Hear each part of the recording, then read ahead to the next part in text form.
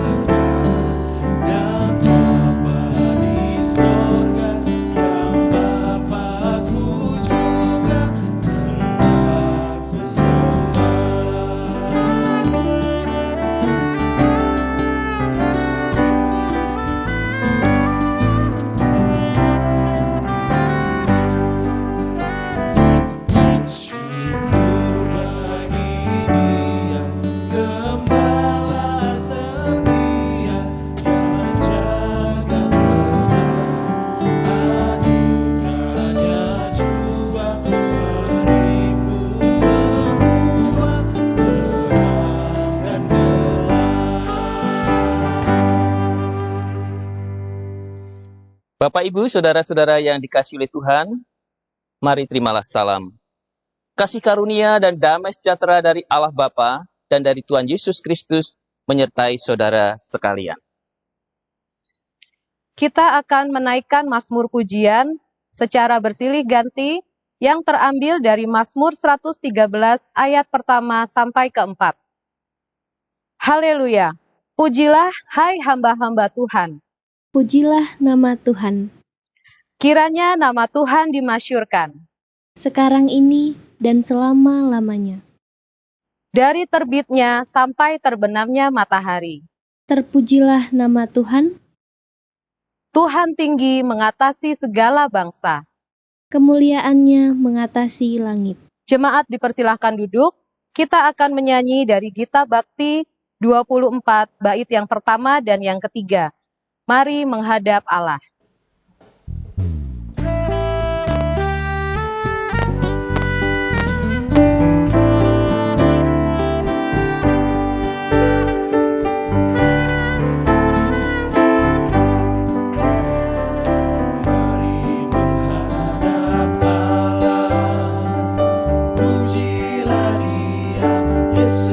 Tuhan bersama beribadah.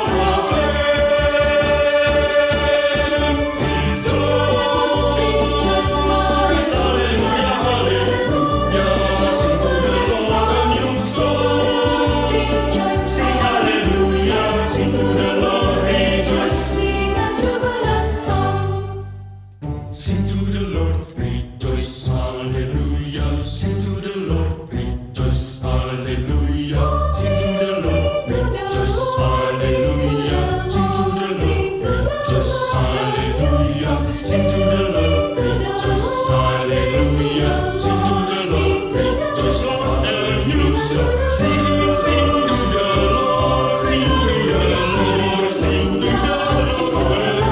Sing to the Lord, sing to the Lord, sing to the Lord, hallelujah. Sing to the Lord,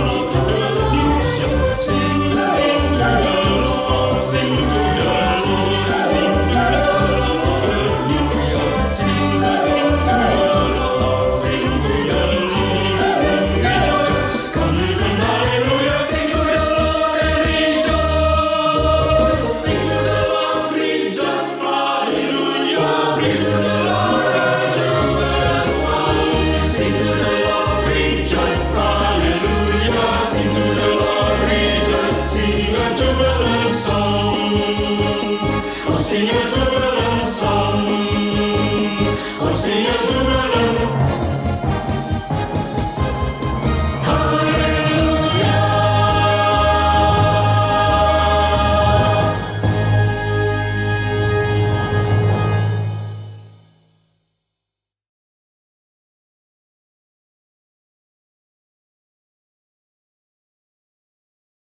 Mari kita bersatu di dalam doa untuk memohon bimbingan Roh Kudus. Mari kita berdoa.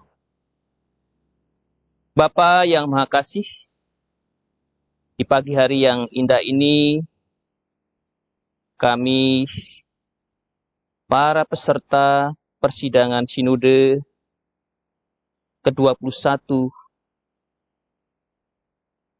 akan mendengar dan memahami maksud firman-Mu di dalam firman yang akan kami baca dan kami dengar. Biarlah Roh Tuhan memampukan kami untuk mengerti dan memahaminya. Dalam nama Putra-Mu Yesus Kristus, firman yang hidup, kami berdoa. Amin.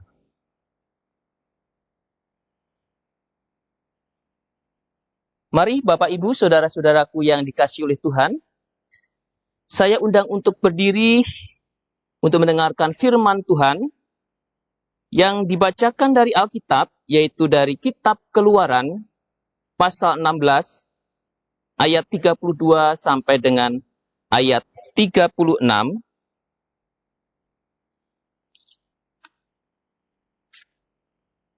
Firman Tuhan mengatakan demikian.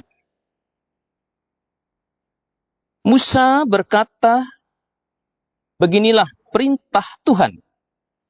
Ambillah segomer penuh untuk disimpan turun-temurun, supaya keturunan mereka melihat roti yang kuberi kamu makan di padang gurun, ketika aku membawa kamu keluar dari tanah Mesir. Sebab itu Musa berkata kepada Harun, ambillah sebuah buli-buli, taruhlah mana di dalamnya segomer penuh, dan tempatkanlah itu di hadapan Tuhan untuk disimpan turun-temurun. Seperti yang diperintahkan Tuhan kepada Musa, demikianlah buli-buli itu ditempatkan Harun di hadapan tabut hukum Allah untuk disimpan. Orang Israel makan mana 40 tahun lamanya, sampai mereka tiba di tanah yang didiami orang. Mereka makan mana sampai tiba di perbatasan tanah Kanaan. Adapun segomer ialah 1/10 eva. Demikianlah pembacaan Alkitab. Terpujilah Kristus. Haleluya.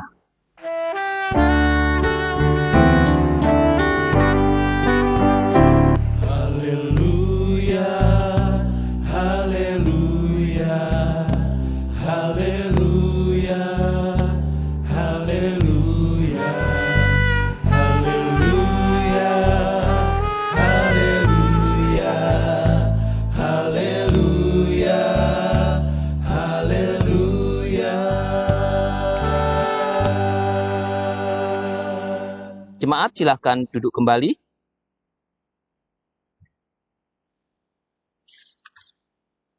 Bapak, Ibu, saudara-saudaraku yang dikasihi oleh Tuhan, kita semua masih penuh semangat tentunya ya, karena baru bangun tidur ya. Tentu semalam kita masing-masing ya tetap merindukan untuk bisa mengikuti pertemuan ini ya. 93 tahun yang lalu, pada tanggal 28 seperti saat ini, para pemuda dan pemudi bangsa Indonesia mengikrarkan janji.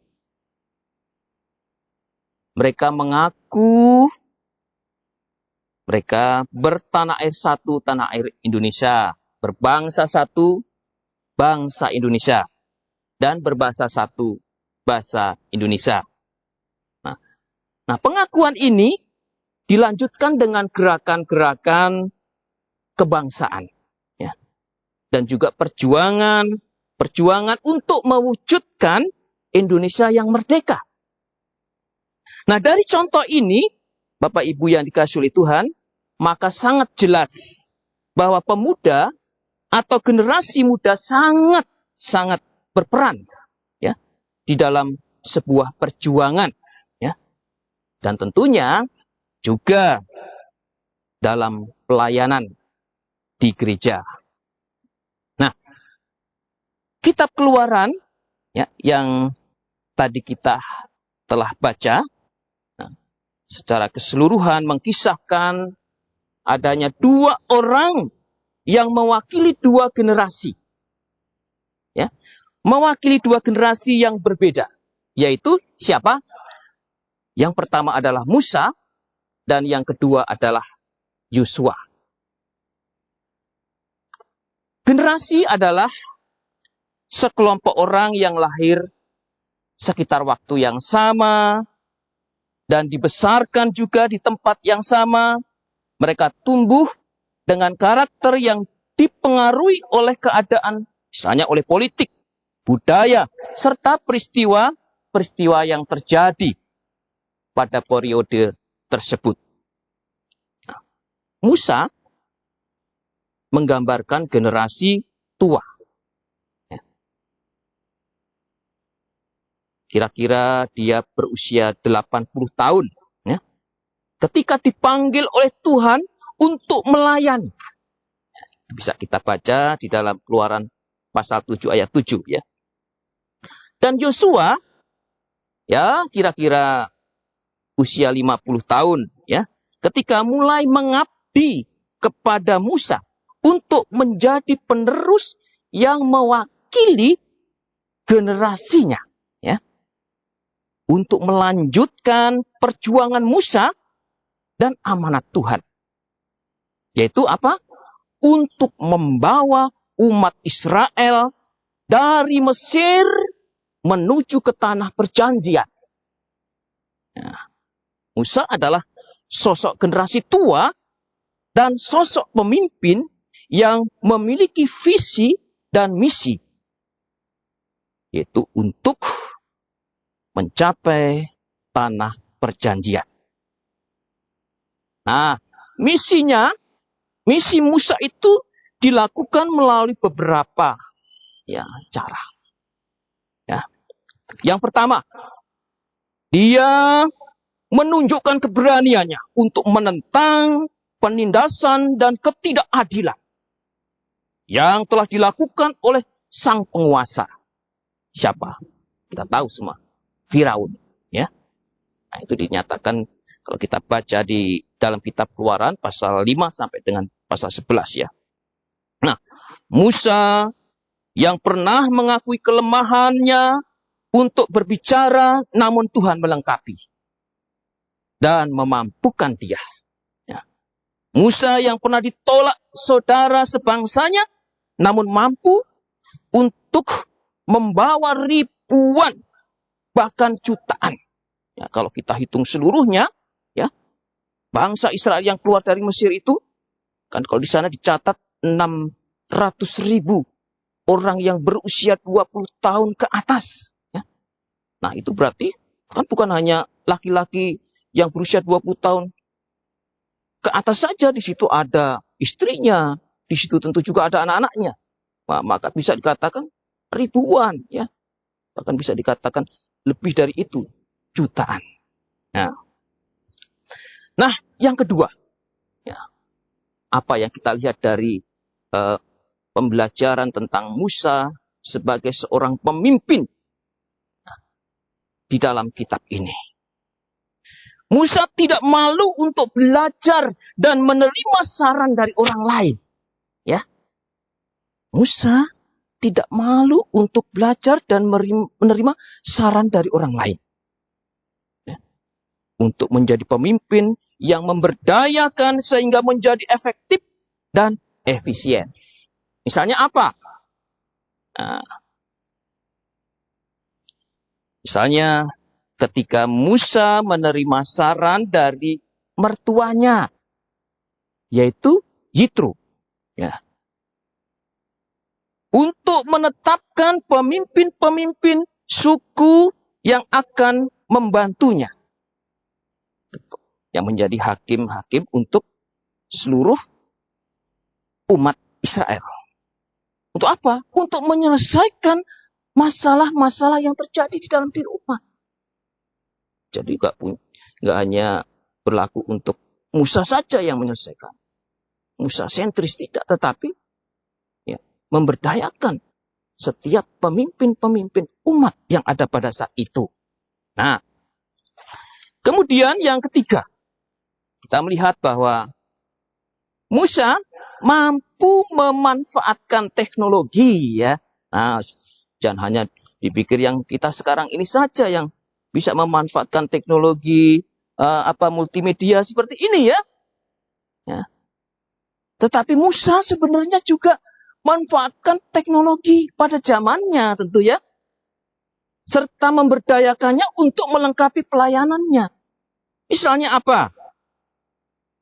Nah, pada saat itu yang terjadi kan kalau tradisi di dalam pemberitaan firman Tuhan tentu secara lisan, ya. Dan kalau kita tahu, ya, kita perhatikan saat itu kan baru dimulai ketika zamannya Musa, ya. Tuhan kemudian memberikan perintah kepada Musa, ya, untuk memahat batu, ya, dan Tuhan sendiri yang menuliskan huruf-huruf 10 firman Tuhan itu. Nah, jadi ada huruf-huruf yang pada saat itu baru diungkapkan di situ. Jadi dari tradisi lisan, Musa kemudian mengembangkannya dengan sebuah tradisi tulisan. Nah, teknologi itu, tulisan. Meskipun hanya dari batu, ya. Nah, kemudian kita juga melihat dan menyaksikan. Misalnya, pada masa Musa juga, dia kemudian mampu mendesain dan membuat tabut Tuhan.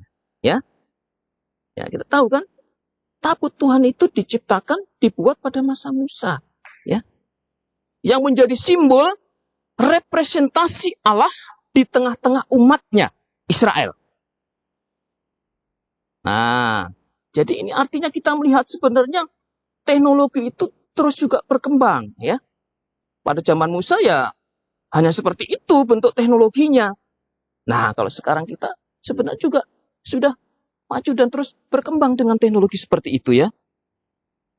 Dan tentu Musa juga mengajarkan untuk beribadah dan menjaga kekudusan hidup bagi umatnya. Nah, tadi bagi kita yang sudah membaca dan mendengarkan khususnya kaitannya dengan pasal 16 ayat 32 sampai dengan 36. Nah, di sini kita juga melihat bahwa Musa mengajarkan bagi umat Israel untuk menghargai sebuah peristiwa sejarah. Peristiwa sejarah yaitu karya Allah yang telah menyelamatkan dan menolong umat Israel. Ya. Jadi Musa mencoba untuk mewariskan sejarah yang pernah dilalui dan dialami bersama dengan umat Israel itu di dalam sebuah kisah ini. Musa mendokumentasikan, ini nanti banyak dokumentasinya. Mendokumentasikan apa? Mendokumentasikan karya penyelamatan Allah sebagai bukti nyata bagi generasi berikutnya. Agar mereka dapat melihat ulang bahwa penyertaan Allah di tengah-tengah hidup ini adalah nyata. Meskipun mereka tidak mengalami apa yang disebut dengan mana. Apa itu mana? Tetapi Musa sudah mencoba untuk memberikan kepada umat Israel dengan menyimpannya. Dengan menyimpannya di dalam buli-buli satu gomer itu dan ditaruhnya di tabut perjanjian itu. Nah, mana yang pada saat itu menjadi sebuah bukti bahwa ketika umat Israel merasa bahwa dirinya itu tidak percaya lagi, gimana ini kami di padang gurun. Apa yang harus kami makan? Bagaimana caranya kami bisa hidup? Kemudian kita tahu bahwa Tuhan menunjukkan buktinya. Tuhan menyertai dan memberikan mana selama 40 tahun. Jadi tidak waktu yang sedikit, 40 tahun di padang gurun Tuhan memberikan mana itu sebagai makanan bagi mereka. Nah, oleh karena itu Bapak Ibu, saudara-saudaraku yang dikasihi oleh Tuhan, Bapak Ibu peserta persidangan sinode, oleh karena itu yang hidup dan percaya pada saat ini juga kepada Yesus, nah, kita semua kita pun juga mengalami kembali mana, yaitu apa? Roti hidup. Roti hidup yaitu firman Allah yang menghidupi untuk berkarya dan melayani. Nah, jadi kita juga mengalami mana itu melalui kehadiran Yesus. Yaitu firman Allah, firman yang hidup, yang memberikan kehidupan bagi kita semua, memberikan semangat kepada kita semua sebagai pelayan-pelayannya untuk mewujudkan karya Allah. Nah, jadi mana di padang gurun juga mengajarkan kepada pemimpin dan umat untuk mensyukuri atas berkat dan pertolongannya. Jadi umat Israel kan diajarkan ketika mereka mendapatkan mana untuk bersyukur. Kamu bersyukur dengan segomer saja setiap hari. Segomer yang mereka dapatkan itu setara dengan 3,6 liter. 3,6 liter coba kalau kita makan itu satu hari. Beras misalnya jadi nasi. Cukup untuk satu keluarga misalnya untuk 3 orang. Nah, apalagi itu terus menerus setiap hari dikasih seperti itu. Pasti lebih itu sebenarnya. Nah, orang yang ketakutan besok nggak ada lagi, cari yang banyak-banyak. Tapi akhirnya nggak ada gunanya.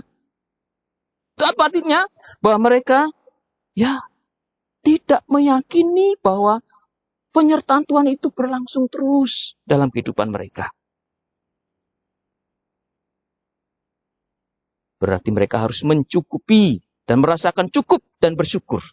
Karena keserakahan justru akan menjauhkan terhadap Tuhan dan sesamanya. Nah, Bapak Ibu, saudara-saudaraku yang dikasihi oleh Tuhan, persidangan Sinode GPIB yang ke-21 kali ini juga menandai bahwa kita sebagai umat dan gereja sedang mendokumentasikan peristiwa iman ketika menghadapi PPKM, pandemi COVID-19, sekaligus dampak-dampak bagi gereja dan juga bagi warga gerejanya. Termasuk juga GPIB ketika mau melaksanakan persidangan sinode seperti ini, bukan? Oleh karena itu, setiap kondisi yang kita hadapi, kita siap untuk merespon, memanfaatkan semua yang Tuhan sudah berikan kepada kita. Baik itu teknologi informasi, multimedia seperti ini, ya, sebagai salah satu bagian dari sarana untuk melayani. Nah, oleh karena itu kita yakin dan percaya. Persidangan sinode pada hari ini sampai dengan selesainya dengan teknologi yang kita yakini dan kita persiapkan mampu untuk membuat semuanya lancar dan baik. Karena apa? Tuhan menyertai kita. Tuhan memberkati.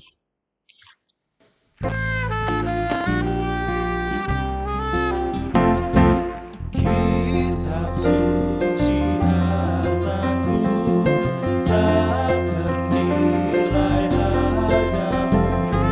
Olehmu terungkaplah siapaku sesungguhnya.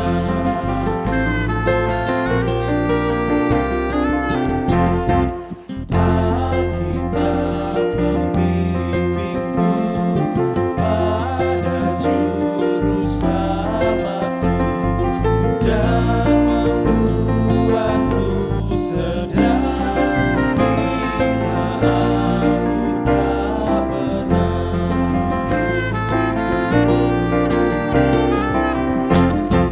Ku dihibur olehnya bila susah dan lelah, dan diajar beriman atas maupun benar.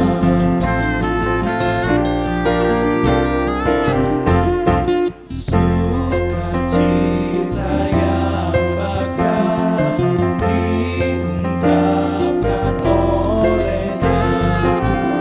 Kitab suci hartaku, tak ternilai hargamu. Bapak, Ibu, saudara-saudara yang dikasihi oleh Tuhan, marilah kita bersatu di dalam doa syafaat. Kita berdoa. Bapa yang makasih, kami sungguh bersyukur ya Tuhan. Di hari ketiga ini Engkau telah menyertai kami semua para peserta persidangan Sinode GPIB ke-21 ini. Khususnya panitia pelaksana, tim multimedia, demikian juga dengan para peserta yang mengikuti persidangan ini dari setiap jemaat-jemaat GPIB dimanapun mereka berada. Kami yakin dan percaya bahwa Tuhan memimpin kami sehingga segala sesuatunya boleh berjalan dengan baik. Demikian juga Tuhan, kami pun juga berdoa untuk majelis sinode dan semua perangkat-perangkat di dalam persidangan sinode yang telah dipersiapkan di tempat persidangan secara khusus yang dipusatkan di Surabaya ini. Kami percaya Tuhan juga terus memberkati setiap peralatan yang digunakan dan dimanfaatkan.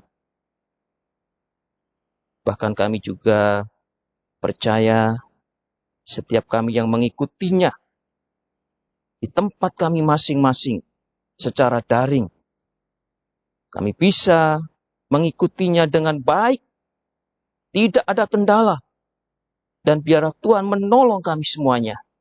Setiap kelengkapan peralatan itu dengan baik.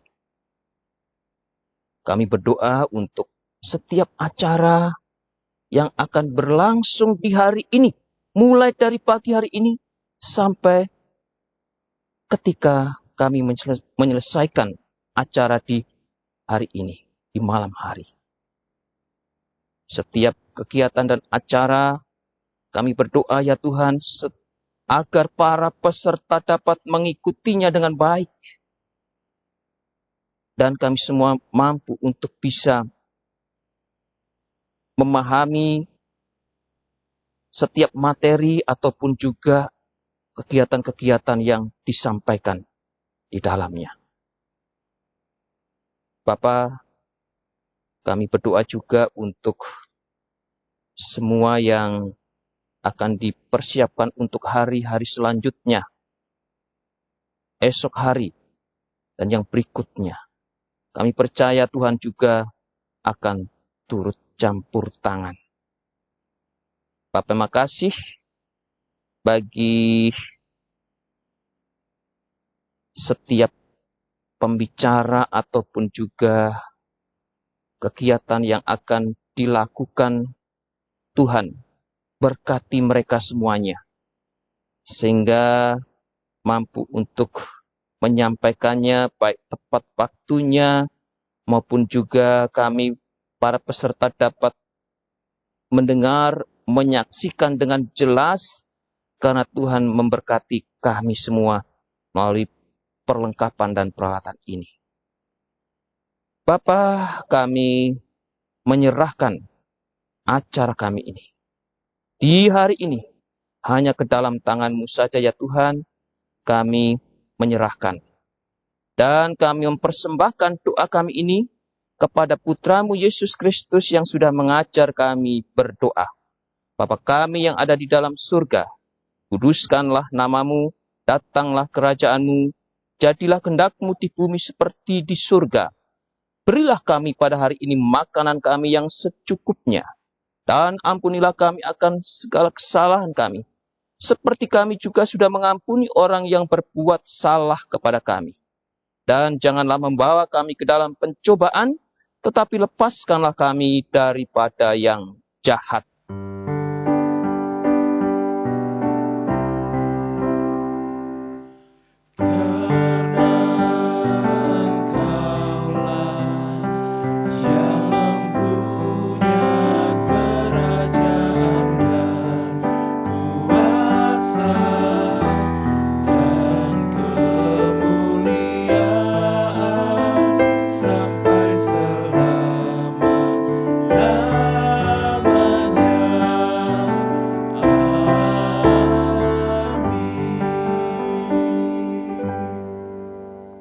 Bapak, Ibu, saudara-saudaraku yang dikasihi oleh Tuhan, mari saya undang untuk berdiri.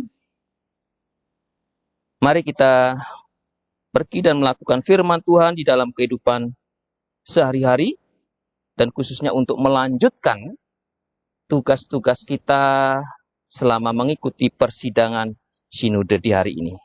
Dan kita menyambutnya dengan menyanyikan Kidung Jemaat 405, bait pertama dan kedua, Kaulah ya Tuhan, surya hidupku.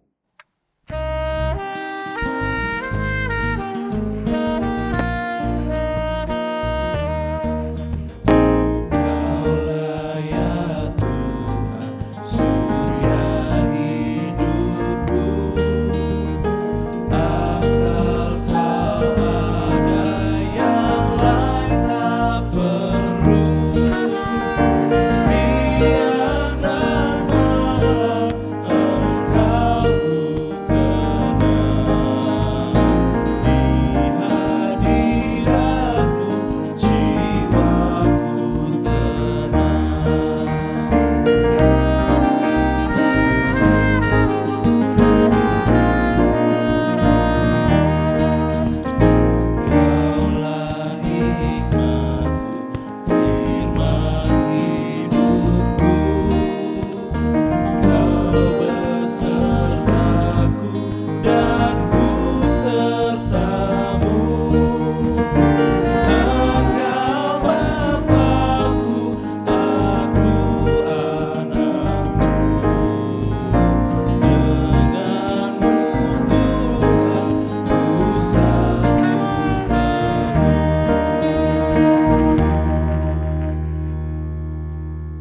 Bapak, Ibu, saudara-saudara yang dikasihi oleh Tuhan, mari kita mengarahkan hati dan pikiran kita kepada Tuhan, serta terimalah berkat-Nya.